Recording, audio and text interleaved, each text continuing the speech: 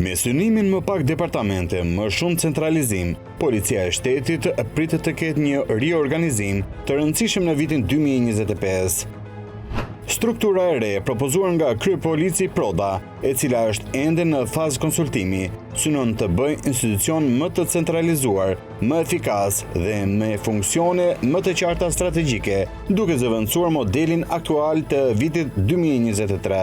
Sipas strukturës ekzistuese, në krye të Policisë së Shtetit ndodhet drejtori i përgjithshëm, i mbështetur nga zëvendësdrejtori i përgjithshëm dhe 6 departamente funksional. Këto janë Departamenti i Policisë Kriminale, ai për sigurinë publike, për kufirin dhe migracionin, për marrëdhëniet ndërkombëtare, për teknologjinë e informacionit dhe Departamenti për shërbimet mbështetëse.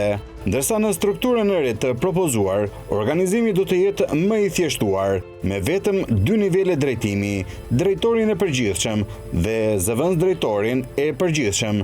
Në varësinë e tyre do të jenë 5 drejtori qendrore, që do të zëvendësojnë departamentet aktuale. Risi e kësaj strukture është krijimi i Departamentit për hetimin e krimit të organizuar dhe krimeve të rënda.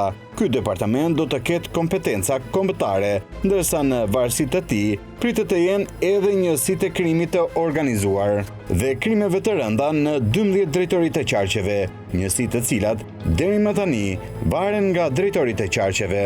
Ndërkohë, institucioni Policisë Shkencore dhe Akademia e Sigurisë do të vazhdojnë të jenë pjesë e strukturës së Policisë së Shtetit, por në modelin e ri, ato do të raportojnë drejt për drejt drejtorit të përgjithshëm. Krahasuar me organizimin aktual, struktura e re shihet si më kompakte dhe me funksione të përcaktuara më qartë. Ajo synon të përmirësojë menaxhimin e informacionit, trajtimin profesional të punonjësve, si dhe të forcojë standardet e brendshme dhe transparencën institucionale.